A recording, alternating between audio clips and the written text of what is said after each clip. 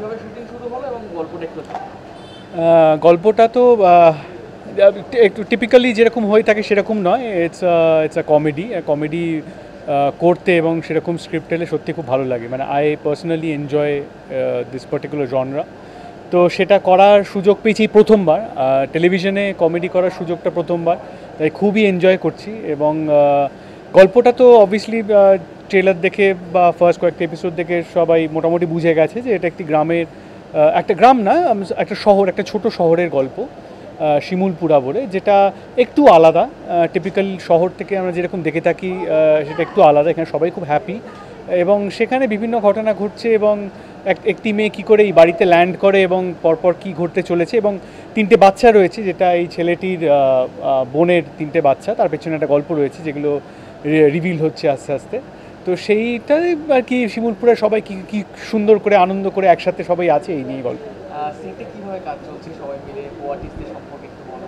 ছোটরা রয়েছে, জুনিয়ররা, হ্যাঁ জুনিয়ররা রয়েছে এবং তারা তো প্রচণ্ড আমার সাথে গল্প জুড়ে দেয় এবং তাদের বিভিন্ন গল্প এবং জোকস থাকে, সেগুলো আমায় শুনতে হয়।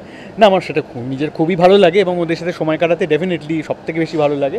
এবং বড়রা তো রয়েছে, সিনিয়ররা রয়েছে, রবিদা, দেবদা, এবং তারা খুবই ভালো। আমার বয়সী দুজন রয়েছেন, তারাও খুব ভালো। নীলের সাথে আগে কাজ করেছিলাম। তো এই আর কি, সবাই খুব ভালো। এবং আমার অপোজিটে ঋতব্রতা রয়েছে, প্রথম কাজ, আগে একটা আমাদের দুজনে কাজ হওয়ার কথা ছিল, সেটা হয়নি সামহাও। তো এইবারে কাজ করতে পেরে সত্যিই খুব ভালো লাগছে। অনেক কিছু ওর কাছ থেকেও শিখছি, জানছি। তো খুবই আনন্দের আর কি এই কাজটা। ঋতব্রতা আর গৌরবদের এই কেমিস্ট্রিটা নিয়ে দর্শকরা ইতিমধ্যে খুব বলবেন, কিন্তু বিষয়টা যে এইটা কোন দিকে যাবে, মানে হাসির মোড়তে তো দেখছি যে মানে প্রেমের তো অবশ্যই রয়েছে, ডেফিনেটলি রসায়নটা কোন দিকে এগোতে সেই দিকেই এগোবে, যেদিকে এগোনোর কথা। তো আমার মনে হয় মানুষের খুব ভালো লাগবে। মানে এটা একটা খুবই একটা happy go lucky kind of গল্প। তো আমার মনে হয় যে মানে কোনো জায়গায় এরকম নেই যে বাড়িতে ওই ডালে নুন কেন কম, সেই নিয়ে একটা কে নুন দিয়েছে এই নিয়ে যে ড্রামা, বা সেরম বিষয়টা নয়, বিষয়টা একেবারেই আলাদা। তো আমার মনে হয় এখনও অবধি পজিটিভ রেসপন্স পাচ্ছি, আশা করি রেটিংসও ভালোই আসবে।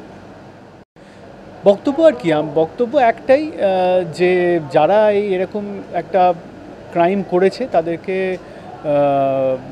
কঠিনতম শাস্তি দেওয়া। এবং শাস্তিটা আমার মনে হয় ইটস হাই টাইম, অনেক হয়েছে। আমার মনে হয় শাস্তিটাকে এমন করে পাবলিসাইজ করা উচিত এবং যাতে মানুষ, শুধু আমাদের দেশ না, যে কোনো দেশে যাতে ভয় পায়, এরকম একটা জিনিস ভাবতেও ভয় পায়, সেরকমভাবে আমার মনে হয় একটা বাজে রকম একটা এক্সাম্পল তৈরি করা উচিত। কারণ এটা হতেই থাকলে তো চলে না। ইনফ্যাক্ট এই একটা দুটো ঘটনা হয়তো বড় হয়, আরও অনেক ঘটনা হয়। যেমন আমি নিজে ট্রাভেল করি, আমি নিজেও দেখেছি দুজন বাইকার কয়েক মাস আগে তারা এসেছিলেন, বিদেশি ট্যুরিস্টস, আর তাদেরকে এখানে, এবং মহিলাটিকে রেপ করা হয়, তার হাজব্যান্ড বা পার্টনার ছিলেন। খুবই খারাপ এবং এটা আমাদের দেশের একটা খুব খারাপ নাম তৈরি হয়।